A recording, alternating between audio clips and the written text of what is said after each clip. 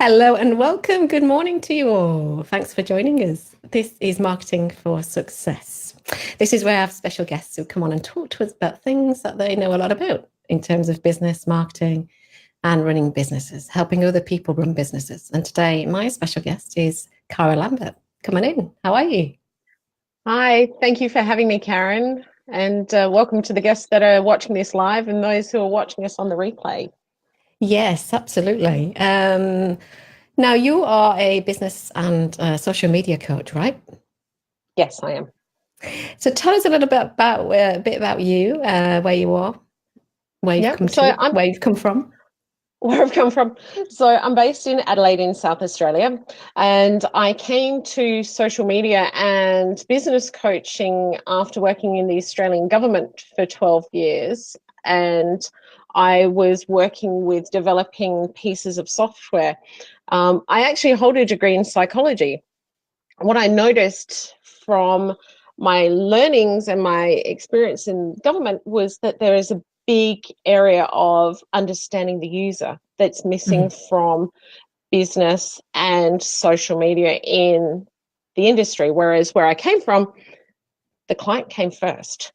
Sure. So Stunning. So, wide-ranging knowledge and skills about business and psychology, which is always a good combination, I think, to have. And social media. Social media not been around for that long, but it's an amazing thing, isn't it? It's become an amazing thing for people to use generally, but business owners to use specifically. So today we were thinking of talking about something which I think is going to be really useful to our people, because there's this idea of avatars that's kind of strewn around all over the place, that we need to know who our people are that we're trying to attract to our businesses. Because I'm guessing for the most part it's going to be business owners watching this because of the nature of the show, right? oh, Um, absolutely. So I'm thinking this would be a great topic to talk about, because everyone's saying you've got to know your avatar, and then there's people like yourself who think, well, avatars aren't such a good thing. So tell us a little bit from your frame of reference where you stand on that. Well, first off, if people don't all know what avatars are, can you just give a little bit of Yes. an intro into what that might entail? So you did touch on it. They're a way to describe our ideal client. And I struggled with this when I was starting out my business. That would be 7 years ago. I did so many different courses, so many checklists, write the day in the life, do a vision board of your ideal client, all of these different things. Mm, And I found that they were missing the mark. okay. The reason why we use it is so that we have consistent marketing and we have consistent language, and that you speak to your audience rather than guessing. And you understand what actually motivates them to either engage with you on social media, or to actually purchase, to ask questions. That's the reason why we use them. They're actually a very powerful thing. They Mhm. just generally don't work because there's one big thing missing, and that, oddly enough for me, is the psychology. Okay. You're looking at, I'm targeting a woman who's 30 with two kids and she's just starting a business, or I'm targeting a small business owner who is turning over $100,000 a year. It's all about what they are Mm, and what they look like, and not necessarily what motivates us, because what motivates us is what makes us click buy, or sign up, mhm. engage your services in one way or another. It's not necessarily the fact that I'm a mum of two teenagers that does Sure. that. Sure. And people have different motivators, different ways, and different reasons, is what you're saying, for wanting to buy from us in particular at that point in time with that kind of budget that they've got available.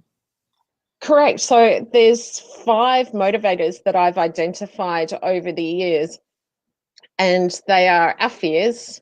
And these are, the brilliant thing about this is that they're for us personally, they're Hmm. for our business, Yeah. they're for our staff, and they're for our clients and our community.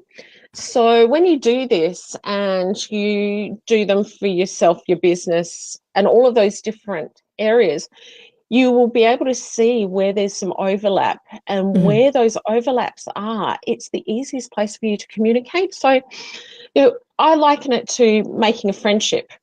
You Mhm. find out what things you've got in common, and that's where you start. And it's no different with building a relationship with a client. So Mm. we've all got our fears, we've all got our needs, we've all got our beliefs, we've all got our values, and we've all got our goals, dreams, or ambitions. Mhm. And if people watching this know Maslow, this actually stacks like Maslow. So you Mhm. have to make sure that you've addressed their base level motivators first. So their fears, because if Sure. people can't get past their fears, they can't go to the more higher order, more in-depth motivators. Mhm. So this is what's missing from client avatar work is, what is driving my audience? And if you can appeal to those things, then you'll have your audience. Or if you can appeal to those with your staff, you'll have your staff online, and you'll be able to work with your staff better. So it's quite a powerful tool when we use them and use them properly. And that is what I identified as missing from client avatar work that was out there and is still out Okay. there. Yes, it's still out there. It's still, and the point is when you go into your ad managers and you go into your paid advertising, whether that's through Google or whether it's through Facebook or LinkedIn or wherever you do it, they have to somehow narrow you down into how you're going to use your budget. And unfortunately, it doesn't have a lot of things in there that says uh, these things. Oh, what are people's fears or values or attitudes or motivators or goals? It doesn't enable us to do that because they want to focus us down into where our budget's going to be spent. So, Yeah. what would you suggest people do if they're going to abandon the idea of avatars? What's the best thing to do to be able to find out our people's five needs? What would you suggest? Ask them. Ask them and use these things in the copy that you write for ads, or the Mm-hmm. copy that you write for your websites, or how you talk to them on the phone or face to face. Use this information in them, Sure. because we need to know that we're heard and we're understood at a personal level, and that we're not just another notch on the bedhead, so to speak, when it comes to being a Yes. client. Yes. Yes, that's so true because people want to feel valued at the end of the day.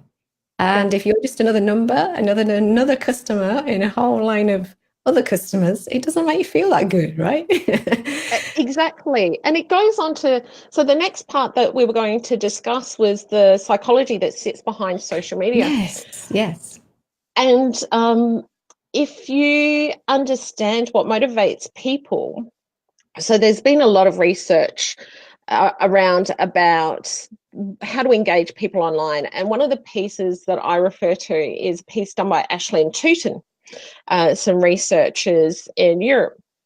And what they did was they looked at what engaged people online. And it's really about appealing to their values. So your Mm, customers' values or your community's values, your community or your client's image, so their sense of self, how mm, they see themselves, and mm, our values and our belief systems can drive how we perceive ourselves. So, you will sure. only like Facebook pages that, and I use Facebook as a simple example, but it applies across any social media platform. You go to Facebook pages that reinforce your belief structure or your value structure. So these are those things that you're going to understand and then use to target those people. So you can target the pages, for example, for those belief structures that reinforce the belief structures of your ideal client. Mm, And the other things that they were looking at was emotional content. So if you know that you have an emotionally driven purchase, mm, then appealing to the client's emotions. So yeah. once again, their fear is a really poor motivator, but it's still a Mm, motivator.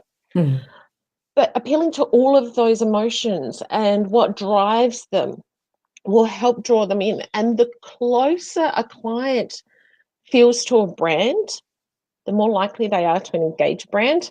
So that means the more likely they are to buy from them. I found this with my staff. I used this exact model. I came across this exact model when I had 10 staff with a backlog of work and they were demotivated. So what I did was, we had 2-year backlog of work, and within 3 months that backlog was gone. I'd given them more work. We had happier clients and I had happier staff. And it was because I aligned what motivated my staff with what motivated the agency. And there is evidence out there to say, when you align staff's motivators with those of a business, you get happier staff, and happier staff makes for happier clients. Happy clients buy more. Sure. So Makes all sense. of these, yeah, exactly. It makes perfect sense when you explain it. And it all comes back to understanding these 5 motivators of yourself, your business, your audience, and your clients, and or your staff, your audience being your clients or community. When you understand those and you can show them how you're aligned, how you understand them, how you value them, how you replicate their own values, it creates this relationship. And if they don't buy from you, they're likely to become raving fans. And raving Yes, fans are the best free advertising you can get, because they will bring absolutely. in all of their friends and family to you. So yeah, a lot of people, when I talk to them about this, they go, that makes so much sense. It's like, yes, it does, because we're all people using social media. Yes. So the sort of psychology behind people, acknowledge their fears, talk to them on an emotional level rather than an intellectual level, an academic level. Absolutely, absolutely. So there are some things that you sometimes you do need to speak to them about, facts and figures and benefits and things like that. But you have to have that relationship. And this is what Ashley and Tootin found. So you have to have that relationship with your audience first before you can talk to them about that. And so often I see posts or articles that are all about facts and figures and not about the relationship. And you really have to get that buy-in to your business first before you can go to that hard sell. Is that easy to do? Cara, is it easy to know what emotional connection, what does it take? We have to clearly do our research. We have to find out well, first of all, I think a lot of business owners think about what their needs are, first and foremost, instead of thinking about what potentially do people want from me. So I guess that's the first port of call, isn't it? That's the first thing we've got to do, is to think about, if we're going to be of value to someone, what value do they want from me? Yeah. It's a real mindset shift for businesses to go from, well, what do I want the client to do, to going to, well, what did they want from me? And that they can't get somewhere else, perhaps, either. That they can't get, because there's a lot of people doing very similar things out there these days, with online businesses especially. But how do we build a better connection than someone else? By asking them and appealing to them, and consistently appealing to them, and showing them that you're not that different to them and that you truly understand them. It's like you'd go down the corner shop and you would talk to the butcher and they would greet you by name, and they would welcome you, and they'd give the kid a piece of grits and those kinds of things. It's building that relationship to build the that trust, that enlightened trust factor. Trust and belief. Yes. Yeah. These things all work hand in hand by understanding what motivates people and giving those words back to them. I understand you. I see you. I know where you're coming from because I've spoken to you. So that's kind of empathy, isn't it? That's a good depth of empathy to have with your people, to understand, really step in their shoes and think, what is it that they like about what I'm doing, what I'm offering, what I can possibly offer? But like you say, unless you ask those questions and get that feedback, you're kind of working blind. You're mind reading. You're mind reading what other people want when you fight. It might not be what you want. And this is the issue with normal avatar work as well. It's the business owner putting their belief structure and their motivators on what they think the avatar wants or needs or they look like, rather than asking them. Absolutely. So do your Good market advice. research, really. Good advice. Absolutely good advice, for sure. So you do provide consultancy and in terms of business coaching and social media coaching. Where can people find you and get hold of you, Cara, if they want a bit more from you or want to connect with you? So I've kept it fairly simple. My website is caralambert.com, and you can find me on social media, including LinkedIn and YouTube, as caralambert.com. So it's very simple. Very simple. Find me. That's how I like it. You've obviously done your research and what people want out there. Oh, stunning. It's a pleasure to have you on the show, Cara, and thanks so much for joining us today. We wish you well in whatever you do. We've had a few people join us today, and Damien, Naina, and Kerry Phipps. Kerry, hi. And I know a few of the people have popped in to see us today, so I'll put some information on the show notes when we've finished, and I'm sure if you leave your comments below, anybody that's been watching, and if you've got any questions for Cara, I'm sure she'll go back and be very happy to answer any of your questions afterwards. I will be. Let's have a great day, Cara. Thanks, keep Karen. over there in Adelaide. I will. Thanks, everyone, for having me, and thank you for your questions. No worries. Have a good day. Take care. Bye. How about that, hey guys? You've learned a lot about social media psychology today. That's great. And it's good to have someone on that has that background, that has that ability to connect both with psychology and the marketing and the business side of things. I think it does have a great asset to bring to that, because like Cara was saying, although it's a social media platform, it's used a lot for business these days. But at business, you still got to connect on an emotional level with your audiences. And create value, ask is basically what Cara is saying. Ask your audience what it is they want, what they need from you. So that's all from me for today. If you want to come and join us at the Health Practitioner Business Success Group, come on over, or the page by the same name. Love to have you come and chat, and please do leave your comments so that we can have a chat on text afterwards.